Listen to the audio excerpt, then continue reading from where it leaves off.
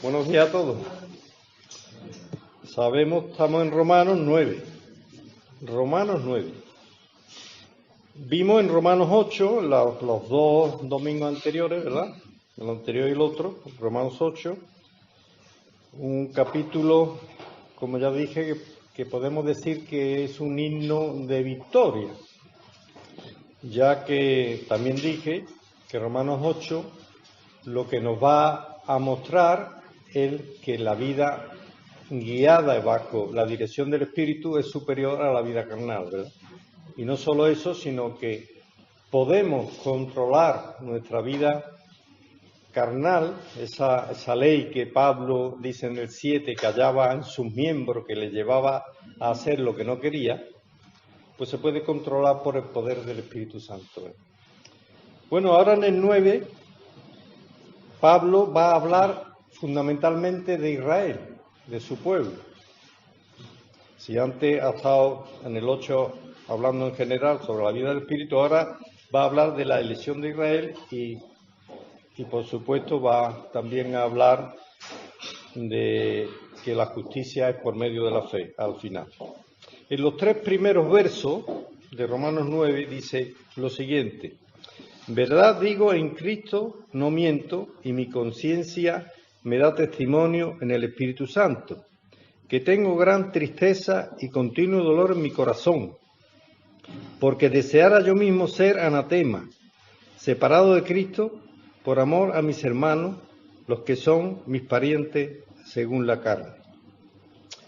Ahora está diciendo aquí Pablo que sus hermanos en la carne, o sea, los israelitas, como habían rechazado el Evangelio, habían rechazado al Mesías y por lo tanto no iban a obtener la salvación, eso a él le dolía profundamente, ¿verdad? Tanto que dice, quisiera yo ser anatema, separado del Señor. Pero no dice deseo, sino desearía, en el aspecto de que sabía que eso era imposible, ¿verdad? Pero él sentía pues un dolor especial por sus hermanos que habían rechazado al Señor. Y esto que transmite aquí el apóstol Pablo es una realidad que todos los cristianos sentimos, ¿verdad? Cuando tenemos familiares, hijos o nietos o hermanos, incluso amigos, que rechazan el Evangelio, ¿no nos duele eso también en el corazón, verdad? Es una realidad la que aquí Pablo está diciendo. A él le dolía profundamente esto. Por eso dice, yo me cambiaría, aunque estuviera separado, porque mis hermanos pudieran. En una expresión, claro, no dice yo deseo esto, porque evidentemente Pablo no iba a querer separarse del Señor, pero es la expresión que él utiliza para mostrarnos el dolor que sentía porque su pueblo, en términos generales, había rechazado y había crucificado a Jesucristo. Y ahora si continúa diciendo en el 4 que son israelitas, dice, de los cuales, ahora va a hablar en estos versos ahora, en 2 versos, va a hablar de las bendiciones que el pueblo de Israel había recibido antes del Señor. O sea, todas las bendiciones que había recibido desde el llamamiento de Abraham, ¿verdad? Y dice, de los cuales, que son israelitas, dice, de los cuales son la adopción, la gloria, el pacto, la promulgación de la ley, el culto y las promesas, de quien son los patriarcas y de los cuales según la carne vino Cristo, el cual es Dios sobre todas las cosas, bendito por los siglos. Amén. El pueblo de Israel era la adopción. El Señor les dijo, como yo soy santo, vosotros seréis una nación santa. Y ellos habían sido, ¿verdad?, adoptados como pueblo, como nación santa. La gloria del Señor se manifestaba, ¿verdad? Se manifestó en el tabernáculo, se manifestó también en los dos templos la gloria. El pacto, Dios es un Dios de pacto. Hizo un pacto primero con Noé, después pacto con Abraham, ¿verdad? El pacto con Moisés en el Sinaí cuando entrega la ley, el pacto con David, porque Dios es un Dios de pacto. Y finalmente el nuevo pacto, ¿en quién? En Jesucristo, ¿verdad? El pacto definitivo.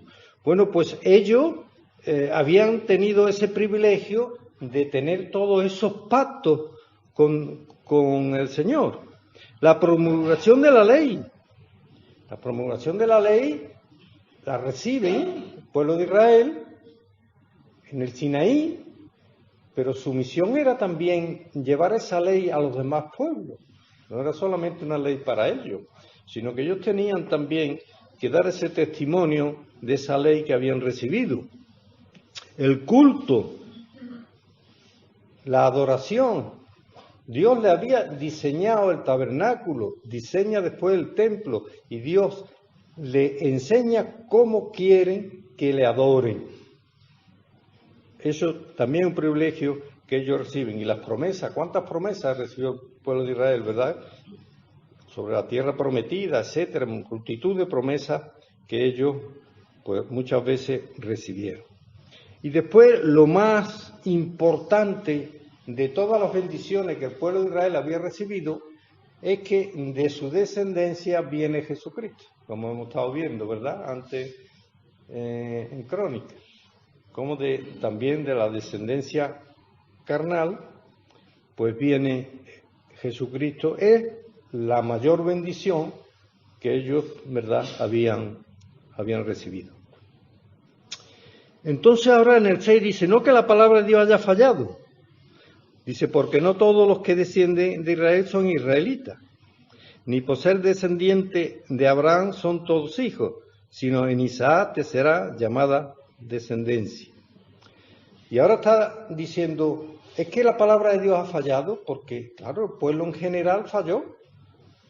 Y si no es que la palabra haya fallado, sino que cuando dice en Isaac tendrás descendencia, quiere decir que la promesa, la bendición, viene por Isaac y no, por ejemplo, por Ismael, porque Isaac era hijo de Sara, mujer de Abraham. En cambio, Ismael fue hijo de una esclava. Fue pues un error ahí que tuvieron tanto Sara como Abraham, ¿verdad? Antes no venía el niño, no venía, y entonces se adelantaron en ese aspecto. Pero la bendición viene por Isaac. Dice, esto es, no los que son hijos según la carne son los hijos de Dios, sino que los que son hijos según la promesa son contados como descendientes. O sea que ahora, lo que antes nuestro hermano habló, de que la importancia no está en la genética, sino está en la promesa, está en el tema espiritual. No sea que por ser descendientes genéticamente de Abraham, no está la bendición, porque entonces también tendrían la bendición espiritual y exactamente igual los hijos descendientes de Ismael, y después Sétura tuvo también varios hijos con Abraham cuando murió Sara. Pero sin embargo no se habla de que la promesa fuera para todos los hijos de Abraham, sino la promesa iba por Isaac, ¿verdad? Porque es espiritual, no física. Dice, porque la palabra de la promesa es esta: por este tiempo vendré y Sara tendrá un hijo. Y no solo esto, sino también cuando Rebeca recibió de uno de Isaac, nuestro padre. Pues no habían aún nacido, ni habían hecho, ni aún ni bien ni mal, para que el propósito de Dios, conforme a la elección, permaneciese no por las obras, sino por el que llama. Y se le dijo, el mayor servirá al menor, como está escrito, a Jacob amé, mas a Esaú aborrecí. Y esto ya lo comentamos, ¿verdad? De que Dios conoce los corazones antes incluso de la concepción, Y sabemos, por siendo Esaú el primogénito, pero Dios conocía el corazón de cómo iba a actuar y cómo rechazó, como ya dijimos la semana pasada, la bendición de la primogenitura por un plato de lentejas, ¿verdad? O sea, que por una cosa material fue para él más importante y despreció esa bendición. Y eso el Señor lo conocía. Por eso dice que amaba más a Jacob, que también Jacob evidentemente tuvo sus debilidades y sus defectos, como todos conocemos. ¿Qué pues diremos? ¿Que hay injusticia en Dios? Dice, en ninguna manera. No es que Dios sea injusto, no hay injusticia.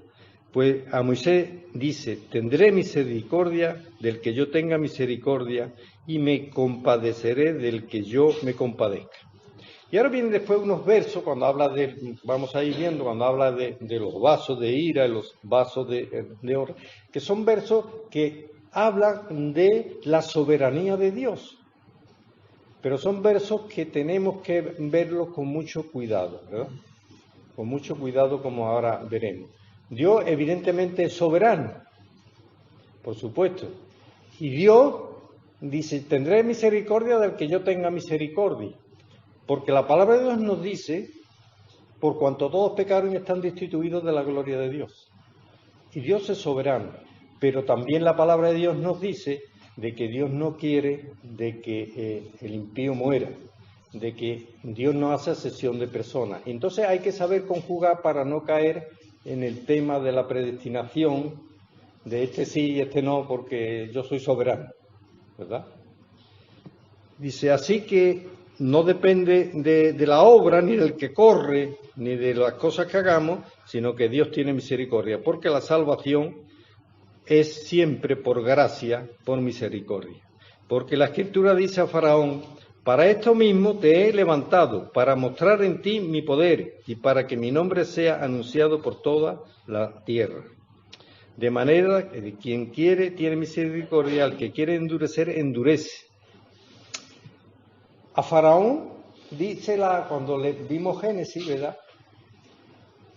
Que en el Éxodo, endurece el corazón de Faraón, pero lo hace de forma progresiva. El Señor le da, por medio de Moisés y Aarón, a Faraón, que le da muchas oportunidades para que deje salir a su pueblo. Sin embargo, cada vez que Faraón se negaba, su corazón se endurecía más. ¿Y eso qué nos dice? Cuando rechazamos el Evangelio, cada vez se endurece más nuestro corazón. Y todos que somos creyentes y aquellos que llevan muchos años en el Evangelio, hemos conocido a personas que durante años han estado asistiendo a nuestras reuniones y sin embargo cada vez estaban más endurecidos. Porque si rechazamos la palabra de Dios y el Evangelio, eso nos va a producir un endurecimiento del corazón. Y todos nosotros, sobre todo aquellos que llevamos tiempo, ¿verdad? Desgraciadamente hemos visto personas asistiendo a nuestras reuniones, escuchando por años el Evangelio y sin embargo cada vez más endurecidos. No es que Dios quiera endurecer porque diga lo voy a endurecer, sino que ante el rechazo se va endureciendo el corazón. Y Dios da otra oportunidad y hay otra vez rechazo, pues todavía es más difícil, ¿verdad?, ser alcanzado por la misericordia de Dios. Pues me dirá, ¿por qué pues sin culpa? Porque ¿quién ha resistido a su voluntad? Claro, aquí está diciendo, bueno, hay personas que inculpan a Dios, porque claro, si creemos en esa doctrina, pues podemos decir, bueno, si Dios a mí no me ha endurecido, yo que no puedo hacer nada, ¿no? Eso no es cierto. Eso no es cierto. Porque hemos cantado, ¿qué hemos cantado? Quiero ser un vaso nuevo. Y ahora viene aquí lo de los vasos. Y es otro tema que los versos estos que nos hablan de los vasos, no podemos porque si cogemos estos versos de forma aislada, sin tener en cuenta el resto de la palabra, pues nos presenta un Dios caprichoso. como el alfarero que está haciendo un vaso y el vaso no puede hacer nada, sino que le va a dar la forma que él quiere. Pero no podemos ver estos versos de forma aislada del resto de la palabra de Dios. Dice, mas antes, oh hombre, ¿quién eres tú para que alterques con Dios? Eso es así. No podemos altercar. ¿Qué le pasó a Job? Que Job tuvo un momento al final de que estaba reprochándole a Dios todo lo que le había ocurrido, estaba como altercando. Entonces Dios le habla y dice, ¿dónde estabas tú cuando yo creé esto y aquello y creé el universo tú? Como dándole a entender, y tú que eres más o menos casi nada, ¿cómo vas a altercar con un Dios poderoso? ¿Verdad? Y entonces es lo que aquí está diciendo. ¿Dirá el vaso de barro al que lo formó, ¿por qué me has hecho así? ¿O no tiene potestad el alfarero sobre el barro para hacer de la misma masa un vaso para honra y otro para deshonra? ¿Y qué si Dios, queriendo mostrar su ira y hacer notorio su poder, soportó con mucha paciencia los vasos de ira preparados para destrucción? Y para hacer notoria la riqueza de su gloria, la mostró para con los vasos de misericordia que Él preparó de antemano para gloria. Vamos a analizar esto un poco, ¿verdad? Porque son versículos difíciles. Todos nacemos en pecado, porque tenemos esa herencia, y todos nacemos con la naturaleza caída. Eso lo sabemos todos. Y entonces, Dios está preparando dos tipos de vasos.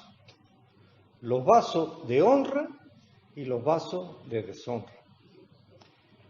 ¿Cómo podemos, a ver si me explico bien, cuando creemos el Evangelio, estábamos siendo formados como vasos de deshonra, porque estábamos apartados del Señor.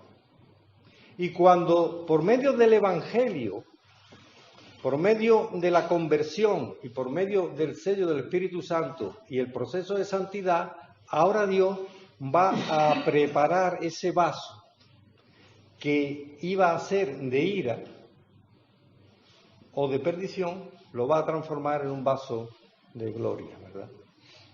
Pero lejos de que, aunque Dios, si quisiera hacerlo, puede hacerlo porque es soberano, pero entonces no sería un Dios justo en el aspecto de que Él preparara de forma caprichosa un vaso para destrucción, sino que todos, yo antes de conocer el Evangelio, pues yo llevaba una mala vida. Si yo no hubiera conocido el Evangelio, yo lo he dicho muchas veces, hubiera sido tupamaro o mafioso. Y llevaba una vida, hasta los 21 años que conocí, no que fuera una vida, pero que llevaba un camino malo. Entonces ese vaso era un vaso que estaba preparado para ira. Pero gracias a la misericordia de Dios y al Evangelio, cambia el tema. Y lo que iba a ser un vaso de ira, va a ser ahora, gracias a su amor y su misericordia, un vaso. Pero es necesario que un día digamos, yo quiero ser, Señor, que hagas en mí un vaso nuevo. Hace falta ese arrepentimiento, hace falta ese deseo en el corazón de que el Señor nos cambie de vaso de ira a vaso que le glorifique. Por eso dice que Él mostró misericordia con esos vasos que Él prepara, dice prepara de antemano en el aspecto de que Dios conoce mediante su sabiduría infinita, antes de que seamos concebidos, ya conoce, ve toda nuestra vida y ve cómo vamos a reaccionar ante la palabra de Dios. Eso es, yo así de verdad entiendo este pasaje, que repito que es un poco complicado. Dice, a los cuales también ha llamado. Está diciendo ahora, está hablando de los mismos vasos. Y ya vimos la semana pasada lo que es el llamamiento. A los que antes conoció, también los llamó, también los justificó, también los santificó y también finalmente los glorificó. Ya vimos el proceso, ¿verdad?, la semana pasada. Pues entonces aquí está aclarando lo de los vasos. Esos vasos de gloria son los que Dios ha llamado. ¿Por qué los ha llamado? Porque antes los conoció, ¿verdad? ¿Y por qué los ha justificado? Porque han creído en la sangre de Cristo. ¿Y por qué el proceso de santificación? Porque han sido sellados por el Espíritu Santo. ¿Y por qué la glorificación? Cuando el Señor venga y la iglesia resucite, ¿verdad? Entonces esto nos aclara, este verso nos aclara lo de los vasos perfectamente. Esos vasos para gloria son porque han sido llamados por medio del Evangelio, ¿verdad? Como también en Oseas dice, llamaré pueblo mío al que no era mi pueblo, y a la no amada, amada. Y en el lugar donde se le dijo, vosotros no sois pueblo mío, ahora serán llamados hijos de Dios viviente, refiriéndose al llamamiento a los gentiles, ¿verdad? Porque antes el pueblo era pueblo de Israel, pero ahora el Evangelio es también para los que no eran pueblo. Los gentiles no eran pueblo, aunque estaba prometido, ya Abraham, en ti serán benditas todas las naciones. Y ahora continúa, también Isaías clama, tocante a Israel, si fuere el número de los hijos de Israel como la arena del mar, tan solo el remanente será salvo. ¿Veis? Que no es sino que hay un remanente salvo siempre por medio de la fe. Dice, porque el Señor ejecutará su sentencia sobre la tierra en justicia y en prontitud, como antes dijo Isaías. Si el Señor de los ejércitos no hubiera dejado descendencia, como Sodoma habríamos venido a ser y Gomorra seríamos semejantes. O sea que todo ese llamamiento, que todos esos vasos de gloria, todo es por la obra, por la gracia y por la misericordia de Dios. Está diciendo, si no, pues seríamos un pueblo como los demás. Un pueblo que no seríamos el pueblo de Dios, ¿verdad? Así que todo es... Y ya va a terminar hablando de que la justicia es por medio de la fe. ¿Qué pues diremos? Dice que los gentiles que no iban tras la justicia han alcanzado la justicia, es decir, la justicia que es por fe. Mas Israel, que iba tras una ley de justicia, no la alcanzó. ¿Por qué no la alcanzó Israel? Dice, porque iban tras ella no por fe, sino como por obra de la ley.